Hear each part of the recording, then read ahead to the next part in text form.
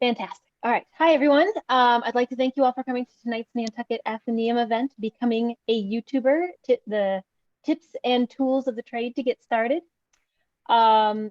We are having this presented by game design scholar and YouTube, Josh Beiser. So without any further ado, I'll hand it off to Josh. All right, thank you, Sammy. And let me pop up the presentation here. And if you do have any questions, feel free to type them in chat. And Sammy, feel free to let me know because I'll be viewing the presentation full screen.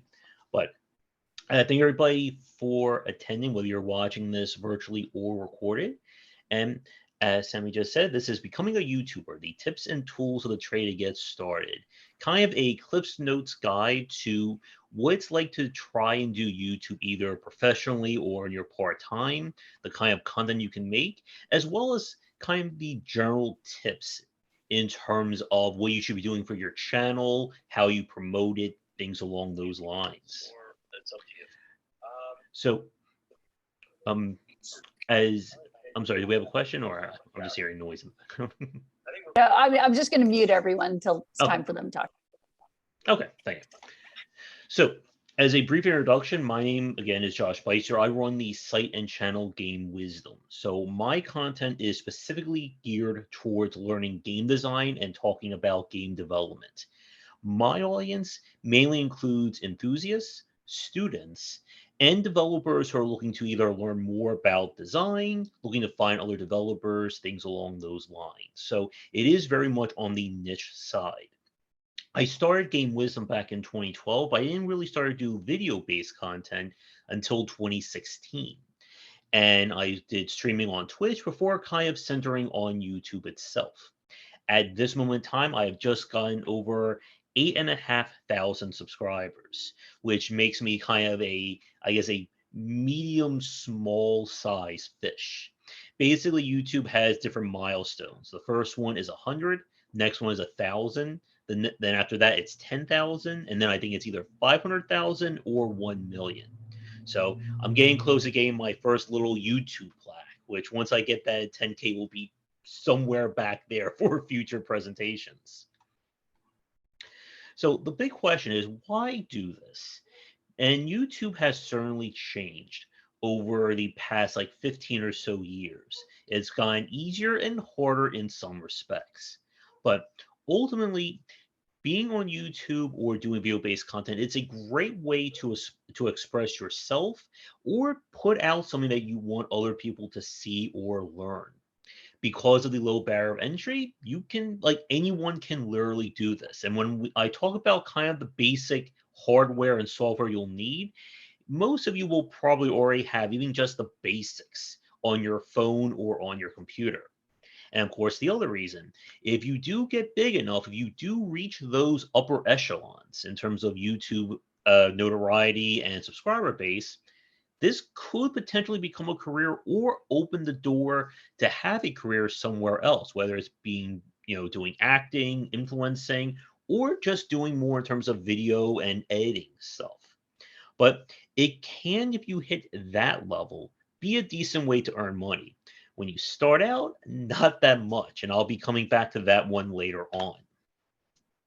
So at this moment in time, there are two main sites when it comes to this kind of influencing in terms of video-based content. That's YouTube and Twitch.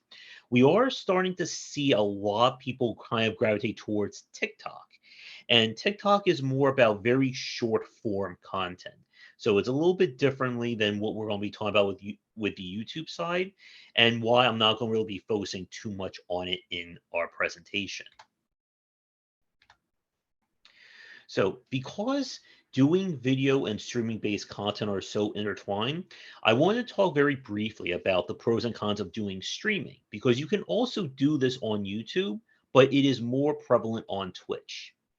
When you're a streamer, it is more about being live rather than doing recorded based content. So if you're very comfortable in front of a camera, if you're good basically speaking in front of people for long periods of time, streaming is certainly an option. You don't have to spend as much time doing editing work as you are going to be mostly performing on your camera. You earn money through either sponsorships, people tipping you. Twitch's kind of currency is called bits, and people can donate bits to you. If they like you, they want to support you, or you can sub all kinds of games and stuff that people can't spend bits on. And in 2021, it was estimated that the highest paid streamer earned about $16.8 million. And that went to the streamer Ninja, which, if you've ever heard of the game Fortnite, you most likely have heard of who Ninja is. With that said, though, being a streamer means that you are competing in a very large pool. For every game, for every kind of content imaginable, there are people doing Twitch streams or YouTube streams of it. And it makes it that much harder for you to stand out. Because if, let's say, you're playing a game like League of Legends or Fortnite or whatever, you're going to be competing with those top streamers. And the question will be, why should people watch you when they can just watch them? It takes a lot of work in terms of streaming to get noticed. And for most small time streamers, you're going to be spending at least 4 to 6 hours a day, and that's 7 days a week doing streaming. And if you're going to be professional, that can be like 8 to 12 hours a day of being on streaming. You may take a few breaks here and there, but you are going to be in front of a camera for a long period of time. And with more and more people jumping in, it gets harder to kind of stand out. I originally started out on Twitch, but I found that for what I do, that I much prefer video-based content, and why I kind of focused on YouTube. But I do stream at least 3 to 4 hours a night, just like journal stuff, as well as when I talk to developers and do game design panels. But going to YouTube and focusing on video-based content, one advantage is that there is far more variety in terms of what you can put out there. And I'll be going over the 3 broad categories in a minute. If you're really good at doing editing, you can really get far with YouTube. There are people who are professional editors who you can hire to work on your videos for you, but that, of course, costs money. And if you can learn this stuff, it can really help you out if you want to do more in like the film or editing kind of industries. YouTube's algorithm also allows for better discoverability. So if you do things right, that I'll talk about near the end of this presentation, YouTube kind of does the marketing and advertising for you. But it does take quite a while. You also need to be doing it right in order for YouTube to help you. And in 2021, the estimated highest paid YouTuber earned about $54 million. And that went to the YouTuber Mr. Beast, who has put on so much content. I haven't really watched too much of his, but his videos, like, he is definitely like top tier in terms of viewership and revenue. Now, with that said, though, there are definitely some cons to being a YouTuber. You are going to have to play a guessing game in terms of what do people want to see. And you may have to pivot or change what your content is, depending on what people like and dislike. I've gone through a few of that myself in terms of how I present my videos, what kind of video series I do. And I have my favorite part of this presentation, going over all my thumbnail evolutions. That is a really good point here.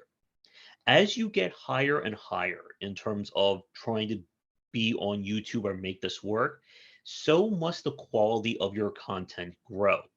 And while you won't be spending as much time doing things live, you'll probably be doing equal or more time editing all this stuff. And typically, for any kind of video or the amount of video that you're trying to edit, you can easily take maybe 2.5 times the amount of time to edit that to make it something people want to see. And YouTube's algorithm has changed over the last few years in terms of the kind of content it likes to promote. And I'll discuss that one later on. But let's talk about the content, because obviously this is something that's very important. You need to figure out what you want to base your YouTube channel on. And as I said, there's 3 broad categories. Hey, The Josh. first kind, yep. Josh, I just wanted to interrupt. Are you sharing your screen? Because we can't see it. Uh-oh. I should be. Did it cut out? Yeah, I don't. I could try removing your spotlight and see, but There it is. Now it's sharing. Oh, uh-oh. If you haven't been seeing the slides, I'll go back for them just very quickly then. That way you can have it at least on the recording.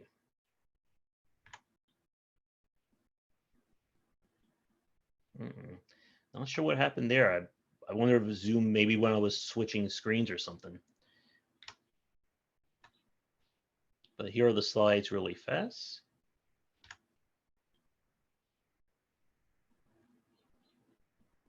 Well, it is a good sign, at least in terms of my public speaking, that you were still at least able to get the information. And that is very important, having good communication skills if you're going to do YouTube or streaming. And just so everyone knows, we are recording this, so you'll be able to watch this again. Yes. There we go. Okay, so we should all be caught up. So, as I was saying, in terms of content, there's three broad categories. The first one are the first responders. So, this is content that's aimed to be the first to report something. You want to be kind of at the cutting edge of any kind of news, product reviews, watching videos, drama, whatever. And some of the major examples in this space would be YouTubers like Keemstar and Philip DeFranco. In this respect, this is content that is kind of like, in terms of YouTube's algorithm itself, very popular. Because YouTube will always be keeping track of what is the newest thing that's happening. Is there a new Star Wars movie? Is there a new TV show? Are people complaining about a certain topic? And if they see that somebody is the first one to cover it, they're going to promote that one above all else. And if you do this right, this is a very easy way to gain a lot of views and sometimes a lot of subscriptions or subs very fast. If people like what you're talking about, they agree with you. And because you are kind of focusing on what is, the newest thing, you're oftentimes not spending as much time doing editing and production because you're just trying to get this news out. A lot of them will typically just share their screen and have the information on the right hand side while they'll be talking on the left, or reverse, or however you want to show it. With that said, though, this can be very tricky to compete in because it's so easy. There are a lot of people who will do this. And pick any topic, anything that is currently topical or people are talking about, and I can guarantee you there's probably several dozen or several hundred videos of everyone trying to be the first one to talk about or give their own take on it. And it can be hard to retain subscribers because of that. Because if you're not the one who's talking about it first, they're just going to go to somebody else. And it can lead just into this never ending cycle of chasing whatever is the latest trend. And there are people who don't like this content. It's kind of like tabloid level or quote unquote trash content because of that. Because it is just people commenting on what everyone else is talking about. It's not as uniquely driven as the other two categories. So the second category, this is personality driven. So this is more about the person rather than what they're actually showing off. You're tuning in to watch this person either talk about a specific topic, play a specific game, and you're kind of, while the topic itself is certainly important, it is the person in front of the camera that is what's going to drive people to watch this. So examples would be people like Markiplier, Angry Video Game Nerd, PewDiePie, Angry Joe, and there are even a lot of newer ones that have grown in the space in the last 5 years. I would say for me, this is where my content would probably fit because I'm dealing with a very niche field and I've been doing what I can to present myself as an expert in it. So a lot of people who come to me, they want to learn what I have to say about design. They want to see my analytical breakdown. I even get developers who send me their games because they want me to play it on stream and give my breakdown, what I think about it, what's good, what's bad, etc. So the advantages of personality driven, if you are really good in front of a camera, if you become popular because of your expertise or your personality, you'll get a lot of fans. You'll get people who genuinely want to support you. They like you for, your person or your personality that you show, and they want to see you succeed. I have gotten a lot of people who support me through either donations, giving me advice, or even coming on to do a lot of my shows. Incidentally, I do a new Sunday show with another Josh who's a game developer, because it seems like I just find all the Joshes in the game industry these days. Because it is uniquely driven, it also means that it's a great way to build up a resume or a portfolio. There are people who have turned YouTube either into a career or use that as a way of doing something else that they want to do. Uh, I think his name James Rolfe. Rafe. I always confuse his name. Who's the angry video game nerd? By doing all his audio and video editings for his shows, he's actually gone to do like little movies and doing other personal projects thanks to his resume and background with his own channel. Now, because you are doing unique content, it also means that it's not as competitively driven. While you will have people trying to play the newest games or talk about the latest topics, because your fans want to hear from you, it's more about what you bring to the table in most cases compared to what you're actually showing off. Like for me, as an example, everyone right now is playing the game Elden Ring, which is like the newest hit game. But because I've kind of catered myself or I've geared myself to covering independent games and smaller titles, I get more people interested in me seeing those games than actually playing Elden Ring. And it's kind of a very weird thing because of that. Because even when I try to be like all hip and new, they're like, Josh, what indie game are you playing? Let's see that. Now, with that said, though, this does have some downsides. It does take a lot more work. For people who have, online personas or they're putting together an actual show, you're going to spend a lot of time setting up scripts, the sets, making sure that everything is right, doing all that editing. People like, again, Angry Video Game Nerd, Angry Joe, they spend a lot of time editing and setting things up for a 20 to 30-minute long video.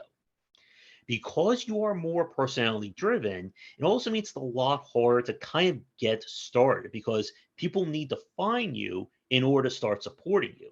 And if you're talking about something that is not the latest thing, it's going to become harder for YouTube to recommend or even let people know. Like for me, I've in the last year or so, I've been getting a lot more people who've been finding me on a lot of my older videos. And a lot of that is because I've been catering specifically to the game design and game dev space. So if somebody's looking up something that is game design related, most likely they're going to find one of my videos because there's very few of us compared to, again, the wider spectrum of YouTube content. Now, of course, with it being personality driven, it means that you are going to be the focus. So you either need to be really comfortable in front of a camera, you need to maybe have an online persona. The latest trend has been the idea of VTubers. Well, they'll set like a little animation or a graphic that people will see while they're talking with their normal voice. And of course, depending upon your own personality and the kind of content, it can be hard for people to find interest. And again, like for my stuff, I know game design and game dev is a very niche topic. I have, long since, accepted that I'm not going to put out a video and get 5, 10 million views on it. But it is better always to do something that you enjoy rather than trying to chase or put on like a fake appearance because that can get tiresome very quickly. And I'll talk more about that when it comes to burnout near the end of this presentation. Now, the third kind of content are one-offs. This is meant to be something that is very specific. So this is either answering a unique question, maybe it's watching a music video, maybe it's a compilation of, funniest cat fails or, dogs jumping through hula hoops. This is content that you're watching it because you're looking for something very specific. It is not personality or channel affected at all. which in a lot of ways can be good. If you're not comfortable in front of a camera or you want to just do something very specific, you can just focus on the content. There are people who have made videos literally of themselves, fixing a toilet, installing shutters, making sure how to paint their house right. And it's just them. Like they're not really doing anything else. They're not really, mugging in front of the camera. They're just doing their work. Because of that, it means there is no real direct competition because you are putting out for a very specific question or a very specific form of content.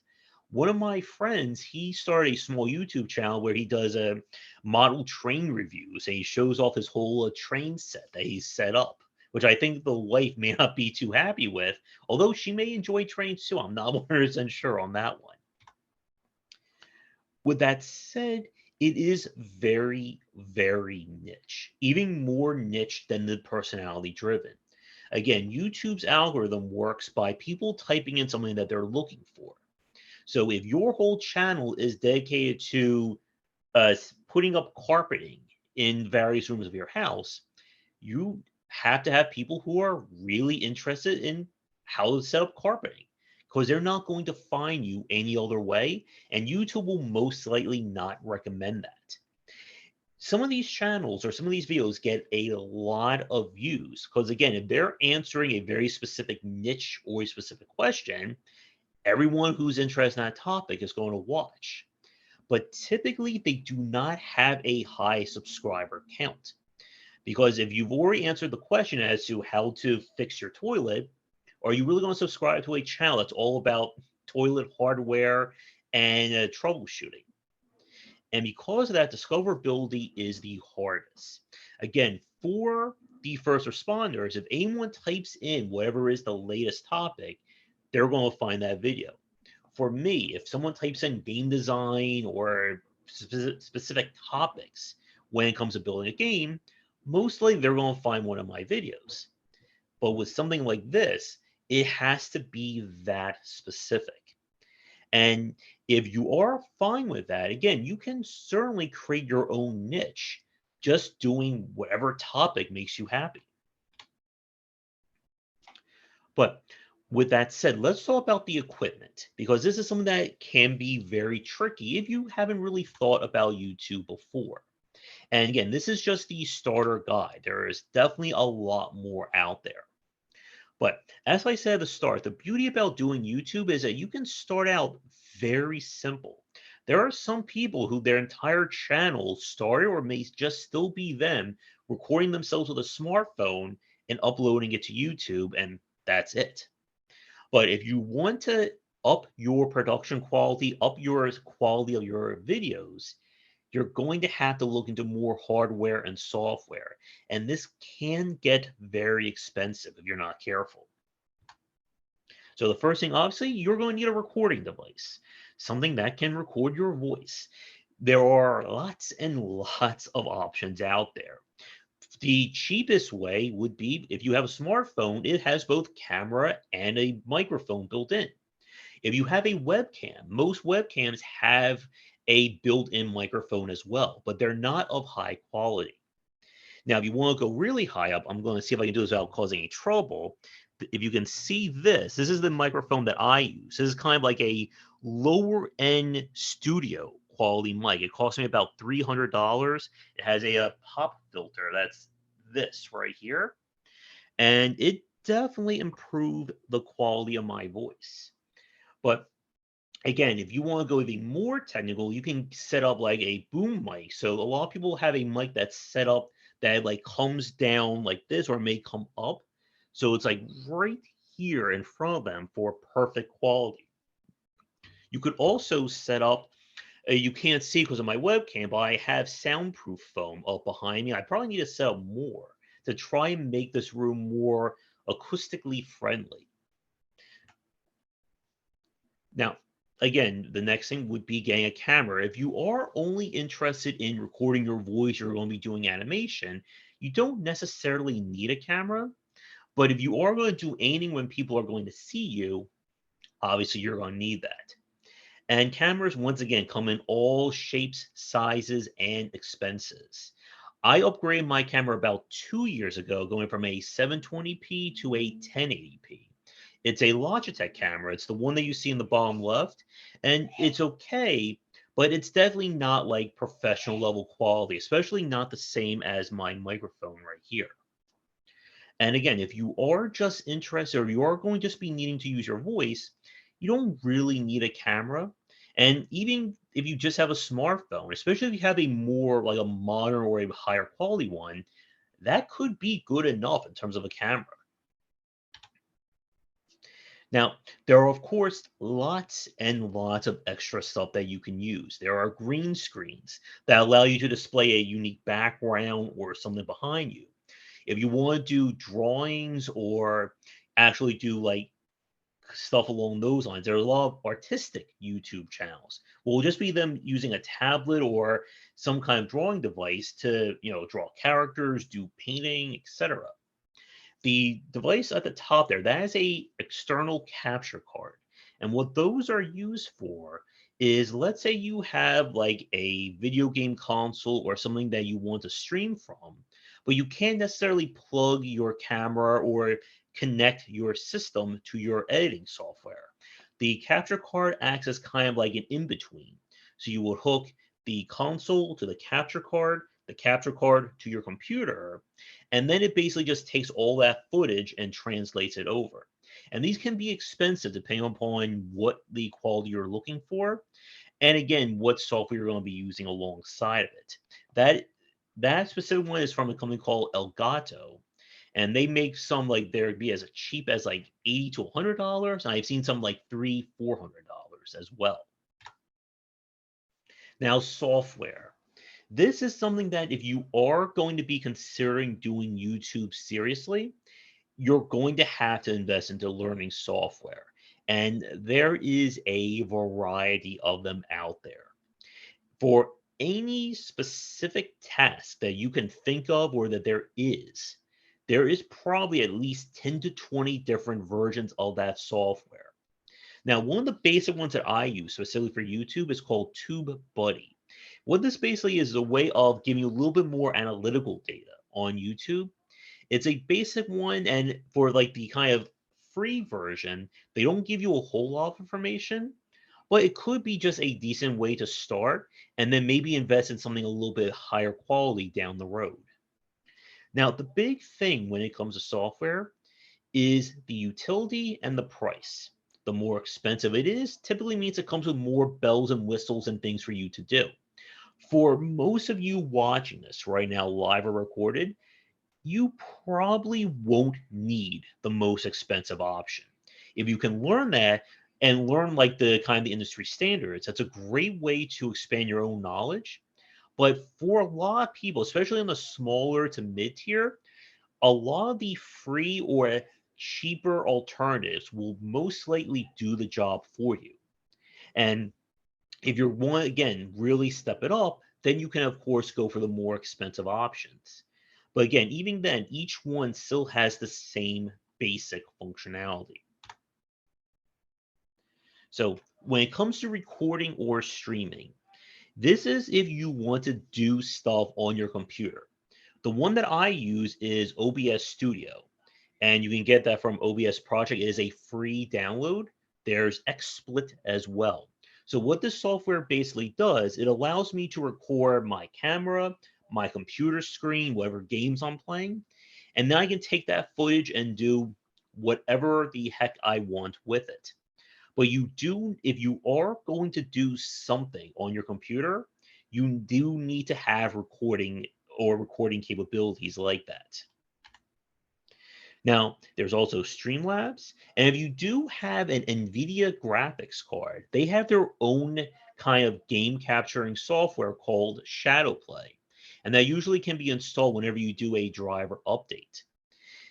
But again, if you are going to do any kind of streaming, especially if you are going to do streaming, you definitely need to get some kind of software because it can also be set up to display graphics when people subscribe or if they tip you. And again, there's a lot of advanced things you can do with the software if you learn it, or if you get big enough to make use of it. When it comes to audio editing, the one that I like to use is Audacity. They have different versions, I believe, but the free one is still available. And the thing with Audacity is that this is 100% audio editing only. If you're going to do anything with video or animations or anything else along those lines, this software is not going to be enough for you. Like for myself, because I do both video and audio editing, when we get to the next slide, you're going to see the one that I use, and it allows me to edit audio as well as the video. Not at the same level as Audacity, but again, for my work, it does the job. So the one that I use is Adobe, and Adobe's their whole business model has been providing all these software that you can need for various aspects of doing YouTube, video editing, audio editing, graphics, whatever. The downside is that they can be very expensive. You see, you don't buy an Adobe product, you get a subscription. So I basically put out, I think I'm up to like $30 a month, give or take each month, on the software that I use. I use Photoshop as well as Premiere. But there's other examples of this. The image that you see in the bottom left, that was the first thing that I did. And that was using Microsoft's Movie Maker. This was back on, I think it was on Windows 7, or I always forget which version I had before Windows 10. Now, I'm sure there are free apps on Microsoft's App Store that will allow you to do basic video editing. And again, it's one of those things where it really depends on what you're trying to do with it. If you're just trying to take video footage, make sure it all is, set in the right place, you can do that with a very cheap editor. If you want to do advanced things like implement graphics, edit how the video looks, do kinds of effects, you're going to need something a little bit higher quality. Blender is another example as well. And there are lots of examples of free video editing software out there. Here's OpenShot as well. And like I said a few minutes ago, all the software will always do the same basic things. But depending upon which ones you'll get, they may be limited in the mid to high tier. But if that's not where you're really going with your video editing, you don't really need to invest. And you can do a lot and with some of these basic software. For myself, I have not even touched maybe 20% of all the functionality that's in Adobe Premiere. It's there if I want to, but I don't need to use a lot. But again, I'm not really spending a lot of time editing, at least at that tier just yet. Now, if you're going to do art creation, because again, if you're doing editing, editing is not the same as creating this content. Then you're going to need software to do that. For Photoshop, this is setting up images, setting up the thumbnails that I use for a lot of my videos. If you want to set up custom animation or create unique things, you'll need software for that, such as Adobe After Effects. And again, there are plenty more examples of free or even more expensive versions out there. Now for the part that I'm sure a lot of you are very interested in. How do you make money on YouTube? And this has certainly waxed and waned, especially over the last 6-7 years. The first way is, of course, through donations and support. Fans can provide you with money directly through YouTube using their super chat. They could send you a PayPal. I have a Patreon set up for Game Wisdom. Patreon is kind of like a crowdfunding or donation for artists and creatives. It can be tough. You need to be already well established in order for Patreon to work for you. Now, if you're talking specifically about YouTube, they partner with Google's AdSense to set up ads on videos.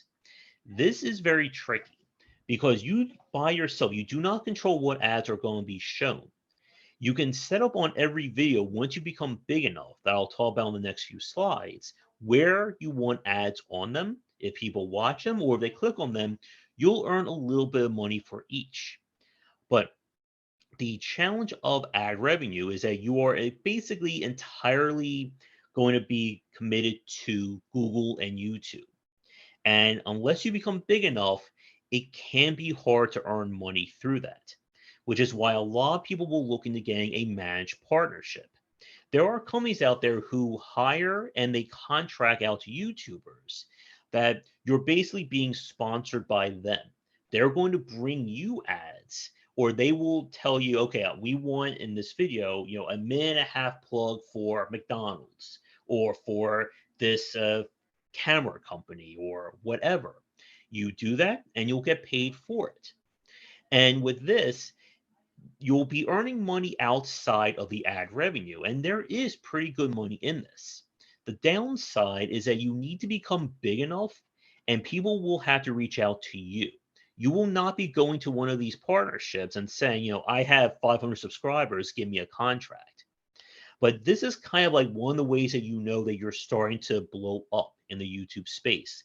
If people want you to do sponsored content, and it can be a great way to earn money. Spend an extra minute in your video, make a few $100s or whatever the contract is, and that can go a long way, especially for smaller YouTubers.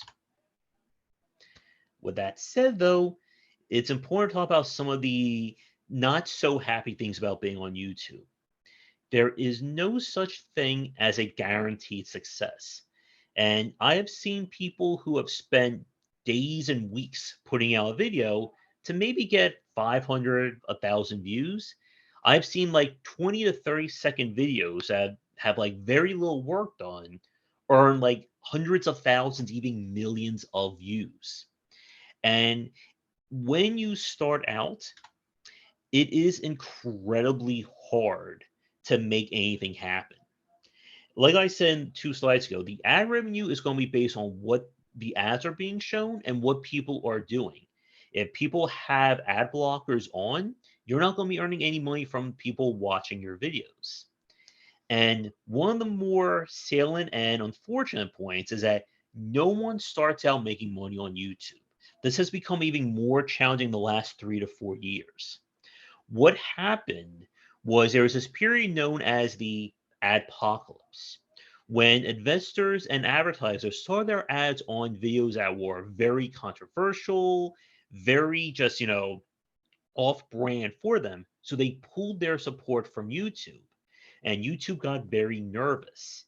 And because of that, they've implemented a lot more rules and restrictions as to what channels and what kind of video content can get ad revenue on it. So for right now, if you make any content that is specifically for children, you cannot put advertising on those videos. For adult content or for content aimed at older people, you have to explicitly spell out this video has nothing offensive. This video shows nothing violent. You have to go do this on every single video. YouTube's algorithm will now check your videos to make sure that your content is friendly before it will let you put ads on it.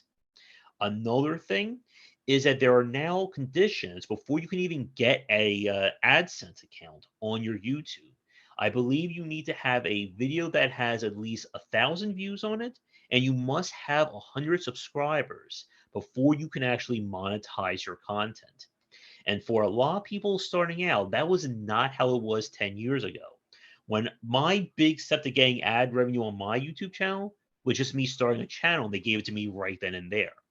So that is definitely one downside to what it's like today. And because of that, it means I have to say this. If you are starting out on YouTube, no matter how much work you put into it, it is not a job. It will, if you do everything right, if you do blow up, it can eventually become a career for you. But we are talking about when you are in the higher tiers, that is in the 500,000 to 1 million plus range.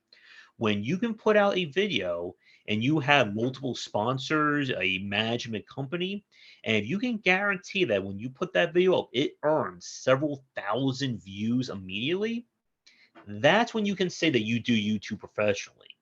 And until you get to that point, it is just a giant investment that may or may not work.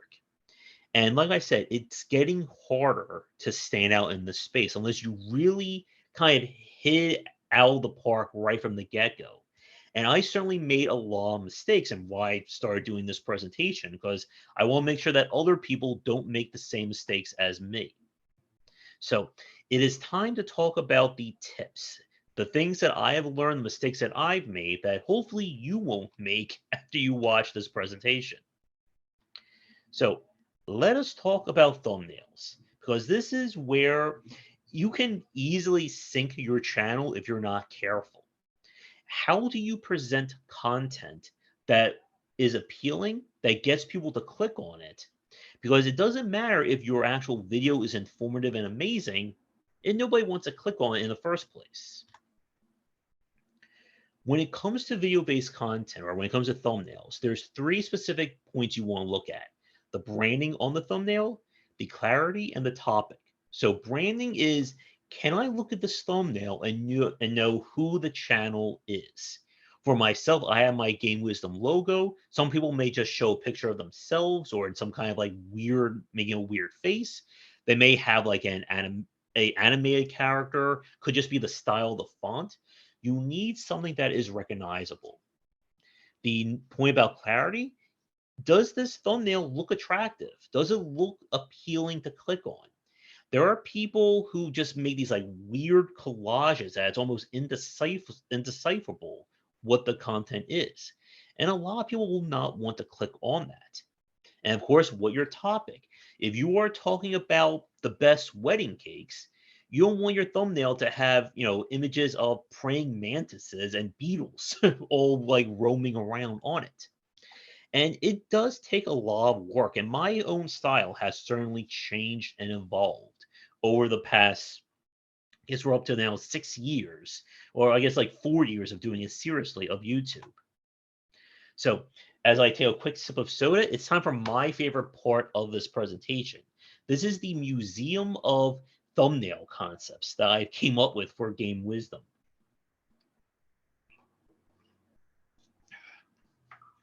So we're going to go over kind of how my style has evolved over the last 4 years. This is very much version 1 of my thumbnails. Very basic to look at. Now, from a branding standpoint, it works. You see my Game Wisdom logo, you see my treasure chest. For the topic, Ludo narrative or Ludo dissonance, and the top or the series, the critical thought. While it works in terms of the branding and the topic, the problem is that this is not an attractive thumbnail. And just as an easy way to see if your thumbnails are good, if you look at your entire playlist and you scroll down looking at dozens, if not hundreds of videos, does your eye or do your eyes start to like gray out? They do start to like get very hazy, like you're falling asleep. Because if you just see 50 different thumbnails that all look like this, it's not appealing at all. And I am very sure that this hurt me a lot during my first few years of being on YouTube. So then I evolved, I guess made a lateral evolution with this style. So we have a little bit better in terms of the branding. We have this Game Wisdom banner, the name, the treasure chest, the video series. But again, this is not appealing to look at. You know what the topic is going to be, but this is not standing out on YouTube. And unless you are desperate to learn about this topic, this is not something that's going to make you want to click on it. So then I moved to actually having images. So in a way, while this definitely helps, it also makes it worse because as you can see, my text is overlaid on top of that image and it looks cheap. While this is certainly more eye-catching than the previous thumbnails, it's still not really doing anything different or standing out. So then I changed things as well. I removed all the branding and instead focused on a style like this. And this is, I would argue, a better thumbnail than the previous ones. It features a very clear topic at the bottom We have video games that represent that. And it's definitely more eye-catching. But again, the issue is that without any kind of branding, no one's going to know that this is a video of mine. They're not really going to associate it unless they're already a fan or a subscriber. So then we enter kind of where I've been starting to go, like my very weird and unusual thumbnails. So in this case, the branding is back, but it's not as prevalent. The text is better. That you have the box that's slightly transparent so you can still see the image behind it. And the text is very readable. Image is, of course, very weird as well, which I've been trying to fit into that niche. It's still, I would not say it's a great example. I've gotten better at doing my photoshopping and my thumbnail creation. You'll see that on the next few slides. And again, just trying to experiment and doing more in terms of presenting things and how I edit these images to be in these specific thumbnails. Again, text is very readable, but one of the things that you're going to learn, and this is true for anything that is very visual, words are your enemies. You want your picture to kind of tell the story as much as possible. And you want to do it with as few words, and especially as few big words on your thumbnail as you can. And so with that round of applause, this is my previous style. This is kind of where I've been going with from this point on. So we have our branding up here with the treasure chest. Instead of needing to put words everywhere, I just have them down here with my Game Wisdom banner. Images still feature concepts that relate to it. With that said, while this is better, I could still make some improvements. And we can see things out here. I've been doing a lot more in terms of making sure that when I crop something, that I remove anything from it, so you don't see as many of like the backgrounds of these characters. And this is pretty much like a thumbnail that I did about 2 weeks ago. And I removed the critical thought. I got rid of those words. I just made the subject front and center. I did a lot more in terms of editing and making sure that everything looks like it fits. And if you are someone who plays video games and you understand this topic, this should make perfect sense to you. Or it should confuse you and make you want to click on the video to figure out what it is that I'm talking about. And if it did that, then I know that I did my job right. So let's talk about video length. This is something that has changed a lot. This was a video that I made specifically for this, which I won't put this on for very important reasons. When it comes to the length of your video, you should always respect the audience's time.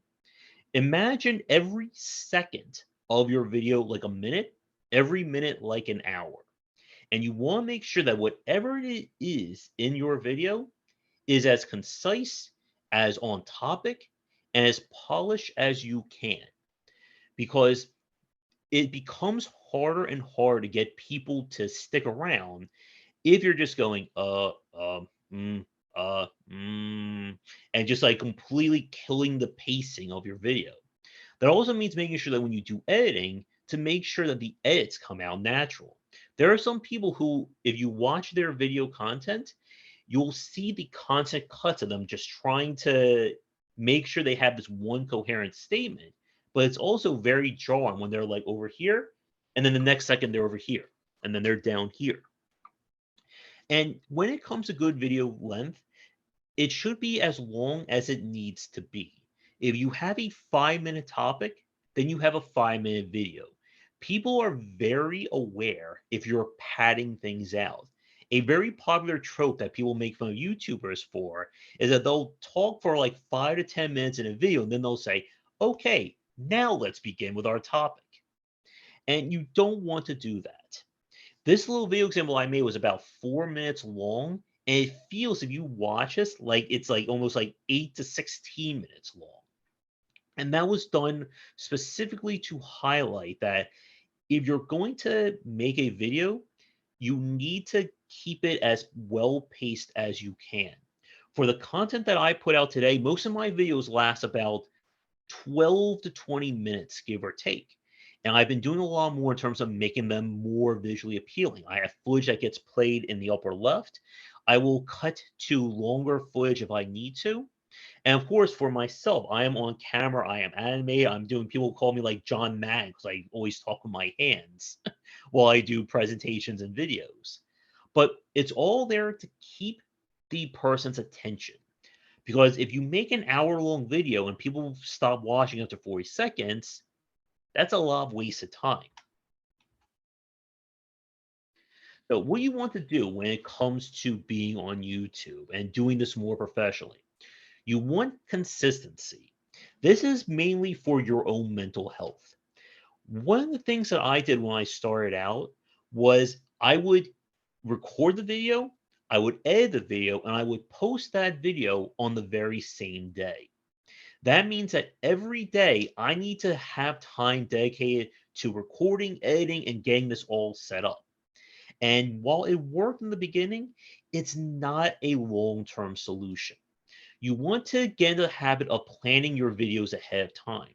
What I do now in terms of my schedule is on the weekends, I will edit 2 to 3 videos that will go up Monday, Tuesday, and Wednesday. I have recordings of my developer interviews and my live show. Those go up on Thursdays and Fridays. So I know each week I have to edit 3 videos. Once that's done, I don't have to do anything else. Now, you can put out more videos a day. Again, it really depends on what your schedule is and the kind of content.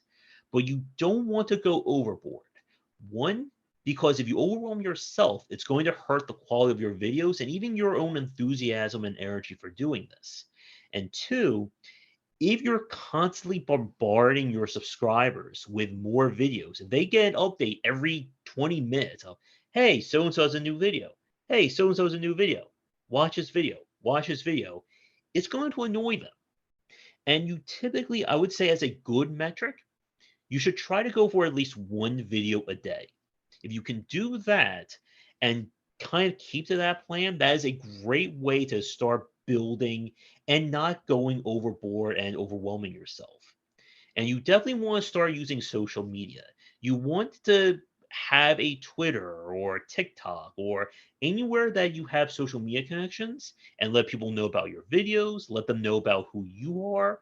I have a Discord as well as my Twitter account, so I have a lot of people chat with me on those 2 sites. As I said earlier with TikTok, there are a lot of people who will use TikTok these days as a form of getting the word out there about their content. But regardless, if you're going to do this or you're thinking about doing this professionally or at the more active level, you need a social media presence out there. So one of the big aspects about being on YouTube, as I said when we were discussing streaming versus YouTube, is that YouTube will promote content that it thinks people want to see. That means that if somebody is looking for topic A, it will promote things that are related to it. If you, let's say, search for a pizza recipe, they may also give you video recommendations for chefs, for other kinds of food, for the best kind of pizza places, things along those lines. And if you do your job right in terms of getting your video noticed and making sure that it's very algorithm friendly, YouTube will start promoting your content. And especially if you start getting bigger. This is oftentimes why there's a rich getting richer scenario with YouTube. That if you're already huge and you do a topic on whatever, most likely if someone searches for anything that is even like 1% related to it, they're going to mention your video. It's why people like, again, Markiplier, PewDiePie, Mr. Beast, that they are constantly in the search results because they are huge in the space. And when they put out videos, their videos can earn several hundred to several thousand views within the span of 30 minutes to an hour of it going up, no matter what time of the day that is. But you need to do the work on your end to make sure that this will happen. So there's 4 key areas that you need to do for every video. You need an attractive title. So the title of your video should obviously have the topic in it. What YouTube does is that it will show the first like 9 to 10 words of your title, and then the rest of that, you can fill that with search engine friendly or SEO terms. So if let's say I'm doing a review of a Mario game, the first 9 words will be, Josh Beister reviews Mario or Game Wisdom likes Super Mario, whatever. And then the rest of that, I will put in other words like Nintendo, the name of the game itself, the name of the game with the review, because that's the stuff that people are not going to see. They're only going to see those first 8 to 9 words when they're looking this up on YouTube. The thumbnail, I already went over the thumbnail specifics, but you want to make sure that, again, that your thumbnail has all the representations of your brand, the topic, and clarity, because that's going to be what a lot of people are going to see for the first time. Now, the tags and the description, that I'm going to try and share my screen for a second. So I'm going to hop out here and I'm going to go to my YouTube channel right now. And let me know if you cannot see this in 1 second. Go over here. Okay, let me share this. So can you see my YouTube screen right now? Yep. Yes. Okay, good. So this is my YouTube studio. So this is what I look at when I am on YouTube looking at all my stuff. Here's my current subscribers. Apparently I lost 1 during this talk. You can actually see how much money I've earned over the last month or so as well. So when I go to a video of mine, and I'm going to go to, this is my latest critical thought video. So if I click on this, you can see my title. So this is the title itself. This is what I want people to see when the thing outside the game design box. And most YouTubers will have some kind of symbol. We oftentimes just use like the straight line. You can use a hyphen to then separate the tags or the other parts that you want people to see. So I have game design lessons, I have game dev, and I only have 100 characters, which is why I can't really put anything else. Although I could, let's see if I can fit indie dev. Yeah, perfect. I'll say that right now. So now we have the description. So I'm mentioning, of course, the name of the series. I will oftentimes mention words like game design and elements like that. And I will actually do that right now. And I can, of course, edit this in real time. But ideally, you want to do this stuff before you post your video, of course. So this is the other information that I have. These are all the places people can find me, books, and then tags. You want to have hashtags in your video. And the reason why is this is another way of YouTube locating what kind of content it is that you're doing. So that if someone types in game design, game dev, or indie dev into the search bar, they will pull or they will look for videos that have those tags on them or those hashtags. And this is another way of making sure that you want YouTube to know everything it is about your video and the people who are going to come to it. And now the other point about this is if you come down here, you'll see tags. These are the tags that you type in to represent your topic as well as your branding. Now, this is not a good video, or these are not good tags, mainly because, again, my topics are very niche. And I can do stuff like, let's see, if I type in game design lessons, and to put that in, and my TubeBuddy is apparently not working, but sometimes it will actually pop up what are terms related to that. But we can do any game dev tips, any dev, and again, we have a limit of 500 characters there. So these are just ways, again, of YouTube being able to recognize that. And to give you a better example, here is a video where I specifically cover indie games. So these are games that are smaller. So we come down here, you can see with these numbers. Now, this is that's exclusive to TubeBuddy or to when you get those analytical software. So if someone types in this specific name, I know that my video is going to be the 8th search on it. Now that's good. Ideally, you want your videos to be number one. And again, that comes with covering very specific topics and being a big enough name in your own right. But when it comes to tags like this, the more the better. You want to have every term that could be related to your video as you can fit. And as you can see right here, I'm at 499 of 500 characters. So I tend to fill these up very easily along those lines.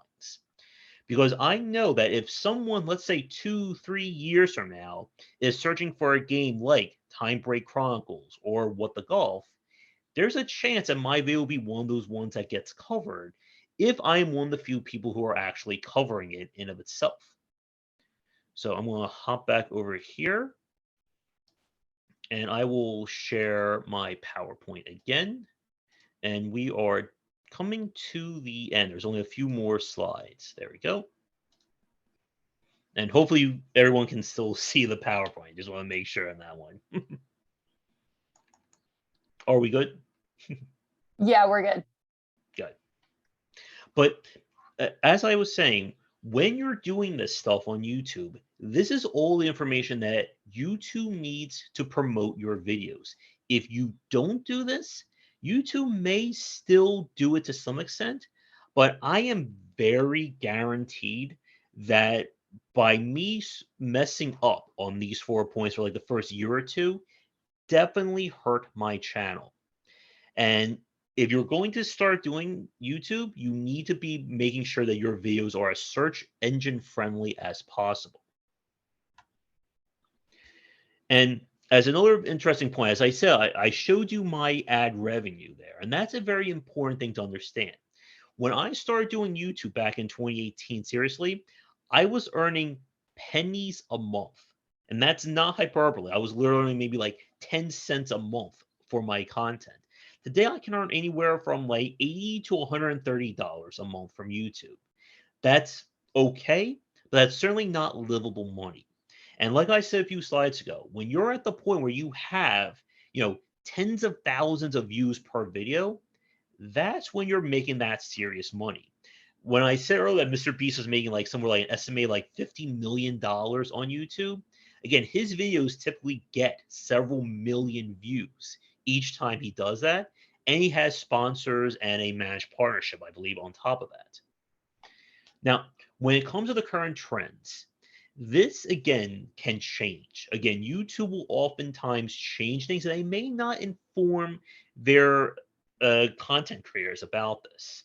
But for what we're talking about right now, YouTube is liking longer-ish kind of videos. Originally, it was like 3 to 5 minute long videos. They didn't like anything above like 10 minutes.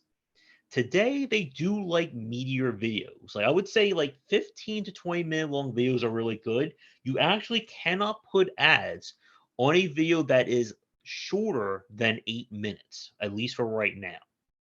You should try to put out, again, at least one video a day, but you don't want to put out too much.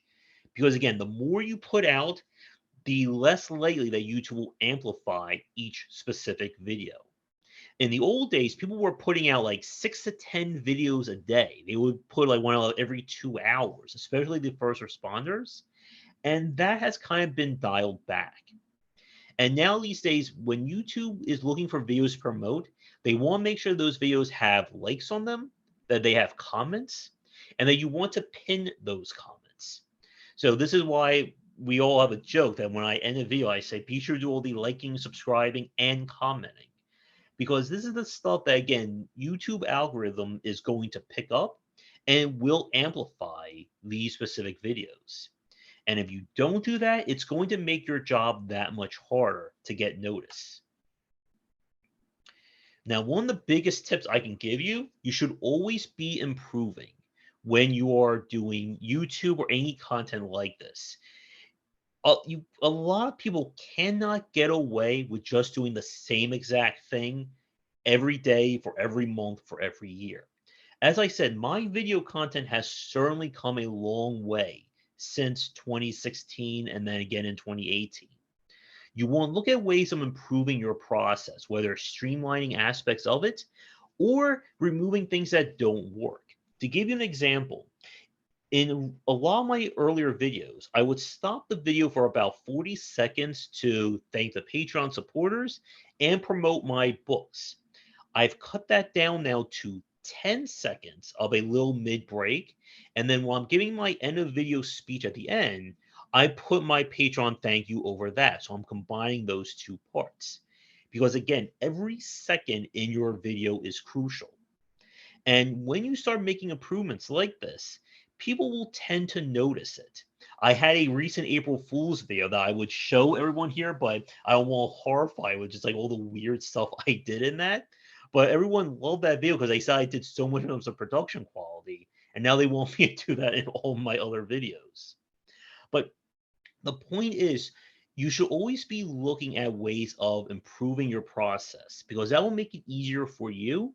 And it's something that people will notice and may want to support you more because of it.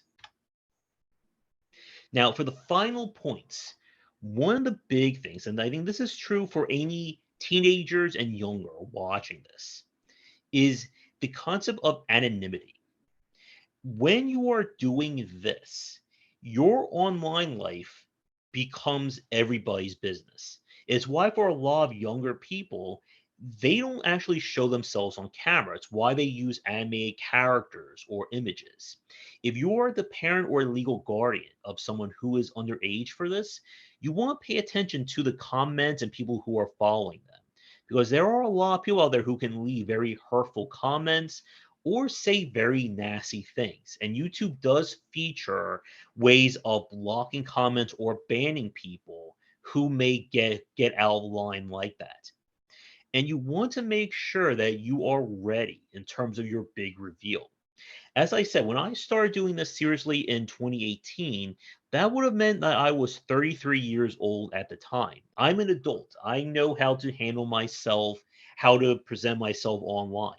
If you're an 8-year-old or a 13-year-old, you may not be ready for that. And we've seen people get into trouble or completely burn out by being overwhelmed when all of a sudden people start knowing them and talking about them online and all other things. So it is something that you need to prepare for, especially if you are a parent with a child wanting to do this or do more in this space. Now, of course, that's a lovely image of the streamer Dr. Disrespect. And this is the other point about this. When you become big enough, your online persona will become your own portfolio. So if you do bad things, or if you're known for being a troublemaker or doing all kinds of stuff I can't mention here on a stream at a library, that kind of stuff can follow you. Conversely, if you are good and you are professional, that can also help you out as well. As me being here talking to everyone can demonstrate. And why I always try to present myself as a professional and knowledgeable in this space. But if you don't do that, and if you do build up a very bad reputation, it can come back to hurt you. We have seen companies getting very worried about if a employee is cursing and saying horrible things on Twitter, or their YouTube channel is nothing but, discussions that I'm not going to bring up here. And we've seen people, unfortunately, who blow up too big and too fast, and it just overwhelms them. And it's why, if you want to do this healthy, it's important to stay balanced and have that work-life balance. And again, it can be very stressful to do this. While YouTube is a major point of my business and what I do, it is not the only aspect. And I did that specifically because I didn't want to put all my eggs in one basket. I did not want to rely solely on YouTube to determine my livelihood. Now, maybe someday I do get 5 million, 10 million subscribers, sometime in the far future, and I'm earning more money than I know what to do with, then yeah, maybe I can cut back on writing and doing library talks and school talks. But you want to be very careful with how much investment you put into YouTube. And for everyone that you hear, you see that makes it big, there are countless others that don't. And If you try to do it all specifically on YouTube and it doesn't work out, that can become very heartbreaking for you. And you want to, again, have that work life balance. And again, why, for myself, and why I suggested you start doing your content in terms of scheduling. So that I know right now, it is Monday as we're doing this talk. I don't need to worry about editing any other videos until maybe Saturday. I can spend my days doing other stuff, which incidentally is more work that I have to do. But I am not as shackled to YouTube as I would be otherwise. Now, again, please keep in mind that for me specifically, I am not focusing 100% of my time on YouTube. If you are 100% dedicated to YouTube, you will probably be spending a lot of time each day doing this. But you want to balance that out. Because I've heard stories of people just becoming emotional wrecks and mental wrecks because it becomes too overwhelming. They can't keep up with it. And if you do need help, again, there are people out there who you can hire to do editing for you, who can run your social media. But that kind of stuff is definitely beyond the scope of this presentation. So to wrap things up, don't be distracted by seeing somebody like Markiplier or PewDiePie or Mr. Beast who can make hundreds of thousands of views on no matter what kind of video they put out. There's a lot of work that goes into this, and especially reaching that point. There is no shame in trying this and realizing it's not going to work out, as opposed to trying to force it to go through. And if you're just interested in doing this in your part time or making a video here and there, you can certainly do that as well. There are some channels that they may do a video once a month, maybe once every 2 to 3 months. It could be a very highly edited video, very highly researched, but it's not something they're doing every single day. And if you're going to do YouTube or do anything where you're going to have a persona or be the personality, it's better to try and put as much as yourself into that rather than try to put on a fake persona.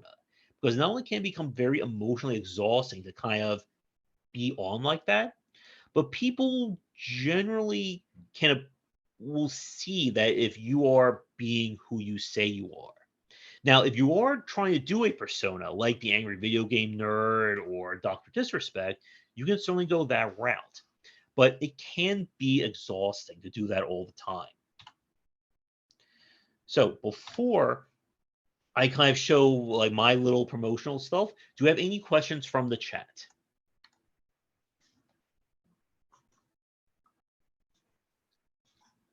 Sammy, did you have a couple questions? Yes. I noticed when you were scrolling through sort of the analytics of your videos, there was a few videos that didn't seem to have the monetize option switched on. Is there any particular reason you would choose to not monetize a video? Mm-hmm. Well, one of the more common reasons that for some of my content, if it has any kind of a copyrighted material, YouTube or copyright holders can claim that content. So the video will go up, but you cannot monetize that. So there's several videos that have songs that have been copyright listed. So that's when you will see that yellow check mark. For a lot of my videos, I tend to have like 1 to 2 ads, depending upon the size of it. I also almost got into a whole lot of trouble 2 weeks ago when I accidentally flagged other people's content because YouTube told me that it was mine when it wasn't. And that was a whole ordeal that we don't have the time to get into. But yeah, if you don't, you can also just turn off ads on your own. But YouTube today, they will put ads on your video whether you like it or not. You will just not see any money from that. So when you saw my on my list of videos, anything that had the green dollar sign, that's a video that is 100% mine. You know, the ad revenue will go to me. If it's yellow, it means that the ad revenue is going to somebody else, but the video will still stay up. Now, if your channel as well, if you start putting out a lot of content that is not advertiser friendly, YouTube will remove your ability to request ads. And those videos, they'll have a red mark. And that means that this video for whatever reason, like let's say you're telling something very political or something very controversial, YouTube will just say no ads. We do not want that. We do not want advertisers on these videos. Okay. And another question I had, you mentioned the importance of comments in sort of getting the algorithm to play ball with you. Now, what could it, would it be detrimental to turn off the comments? If, for example, if you have someone who's maybe a teenager and you don't want them looking at the comment section, which can always be a not very positive place, but would that kind of hurt your algorithm status? Yes, it would. There are people who have comments disabled on their videos, and that would hurt them. And thank you, Larry and Peggy and Matt V for the comments there. But yes, it will hurt you in terms of the algorithm if people cannot leave comments.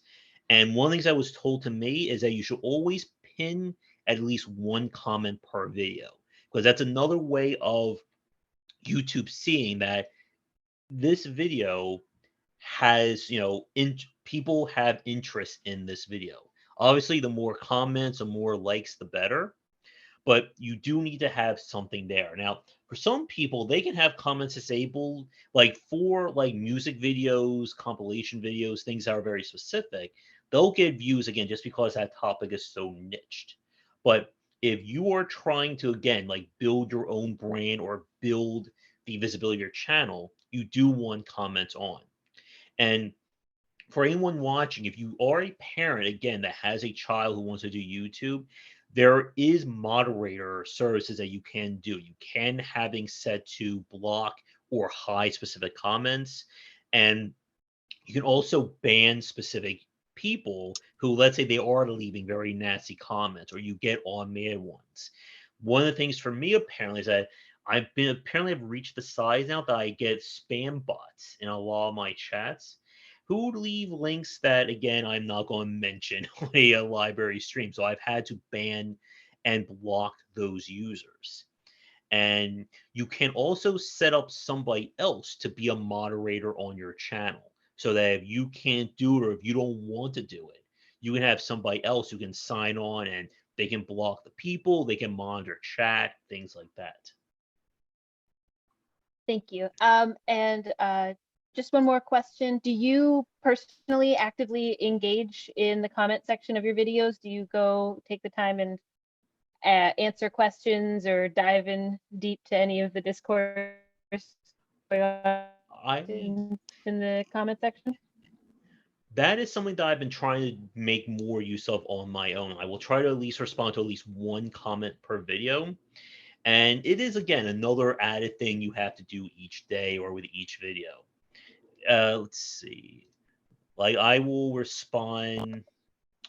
Usually from this point on, I have been responding at least once per video. There are a few times that people have left me like these massive comments, like little small essays. I've been trying to respond to slowly but surely. But it is something that definitely something that I need to make more use of. And if you or anyone watching who's starting out on YouTube, yeah, you should be commenting, you should be liking or hearting that comment, and you want to pin at least one comment per video if you can.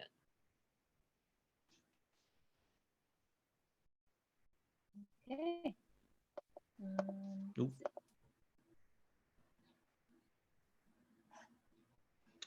Oh, I think you're kind of cutting in and out there. Okay.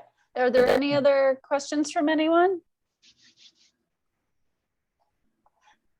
I think that's it.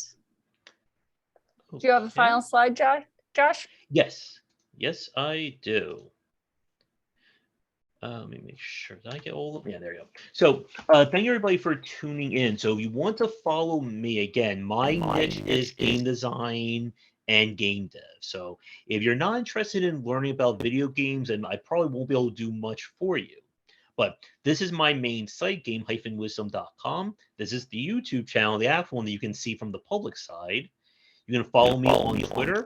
And if you do have any questions for me about anything else, definitely feel free to send me a message on Twitter or DM me. My DMs are always open along those lines. And I also have a channel on Spotify if you want to listen to my podcast just as audio casts. And if you're interested in my books on design, these are the 4 that I have out right now. 20 Essential Games to Study is my entry level of, if you're looking to be inspired by video games, these are 20 good ones to pick. And the Game Design Deep Dive series is kind of like my student professional level, where I break down specific genres in terms of how to make them, what are their histories. And my 5th book is due out in August on the free-to-play genre. And like I said, as I just said about before we started, I just got the contract for book number 6 that I'm going to be reviewing probably sometime today. But that is everything from me. Perfect. Thank you so much, Josh. We really appreciate it. Yeah, this was very informative. Yep, thank you. And if you want to have me out for any more other topics, or if you have a suggestion for a topic you'd like me to cover, please let me know. What I was telling Sammy, again, I have my email, josh@game-wisdom.com, and the gamewisdombusiness@gmail.com. But yeah, I'll be happy to come back for any other talks. All right. Thanks, Josh. Thanks, Josh. But Thank Good you night, very much. everyone. Bye. Good night.